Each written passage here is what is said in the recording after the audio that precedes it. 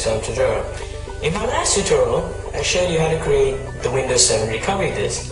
Now, one of the main uses of it is to recover the Windows 7 bootloader so that you can boot into Windows 7 again. And in this tutorial, I'm going to show you how to use the Windows 7 recovery disk to recover your Windows 7 bootloader so that you can boot into Windows 7 again. Now, you might come up with this problem when you're going to dual boot. When you install Windows XP along with Windows 7 or any other operating system, you might not get the option to boot into Windows 7 and you will boot into your newly installed operating system instead. So what this tutorial should tell you is how to recover the bootloader and how to boot into Windows 7 again, and then you're going to use a third-party software called EasyBCD to add the option to boot either in Windows 7 or the other operating system. Now if you want to watch that video, it should pop up on your screen right now. All you have to do is just click it. And if you have not seen the video on how to create a Windows 7 recovery disk, that pop-up should appear on your video right now as well. Okay, so what now?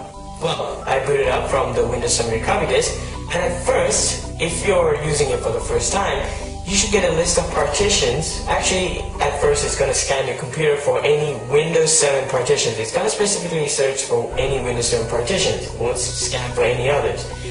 And if you find your partition, you're going to click it and click next. So you can already see, I already selected it, Windows 7 Ultimate. Now this recovered option was a long time ago on local disk C. Now what you're going to click is Command Prompt. Yes, we're going to be messing with Command Prompt for a while, but this should be very, very easy. So, first off, you're going to type boot rec. Now you should get a couple of options. What we're going to be messing with today is the first, second, and the fourth option. So all you have to do is just basically type boot rec and then fix NBR, which is the first one that you see right here. Type that. Okay. And the operation completed successfully. Next one. Boot rec / fix boot. It should take a bit.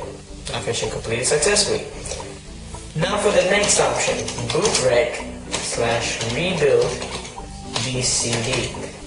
Now I'm not pressing enter for this one because my bootloader is already working perfectly, so there's no point typing this in. But this is an important step. This option will basically, how do I say this? Reset your whole BCD configuration, meaning that it's going to reset or clear the whole list in your Windows 7 bootloader. Now your bootloader is already recovered, but what rebuild BCD should do is should clear the whole list. Now you have to make a new list on your own. Now that's what we're going to use with the EasyBCD software. Just check out that video.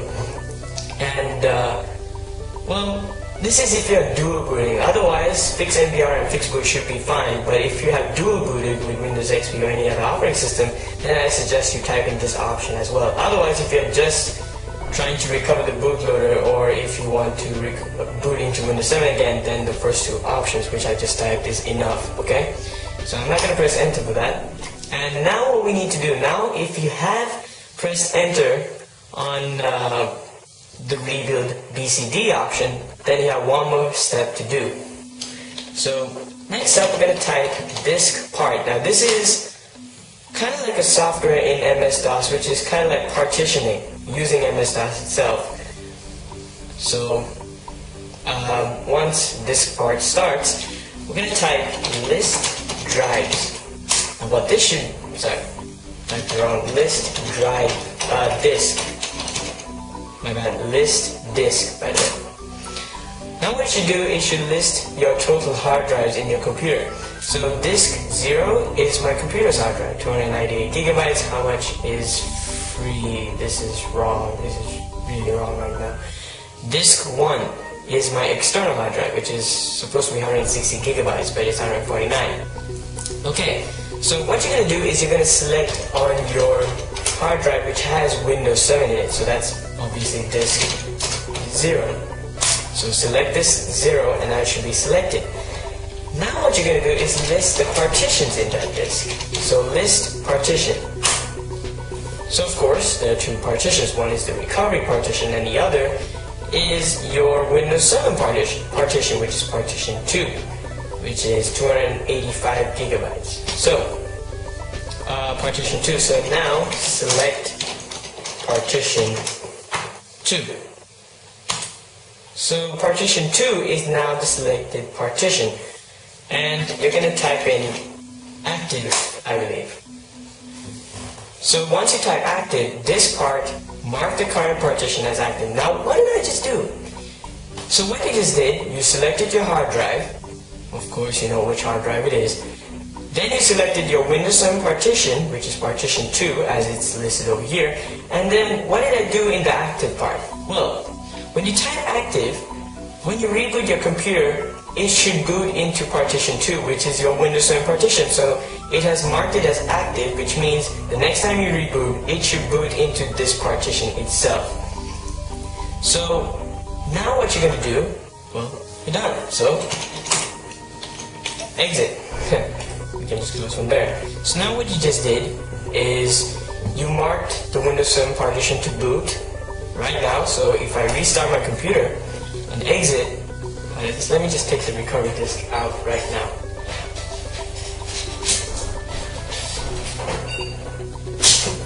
Okay, so yeah, it's not covering the whole screen, unfortunately.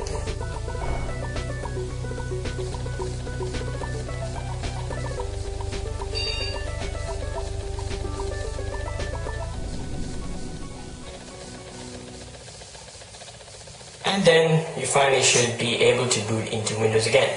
So that's about it. I hope you enjoyed the video. If you did want to subscribe for more, hope this works for you.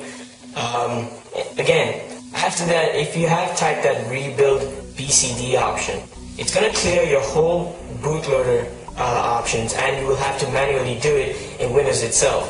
So make sure that you download the program ECBCD and get it configured. If you don't know how to use it, check out my video, which should pop up again now. Okay, so that's about it. Hope you enjoyed the video. If you did, want to subscribe for more. So thanks for watching, and have a great day.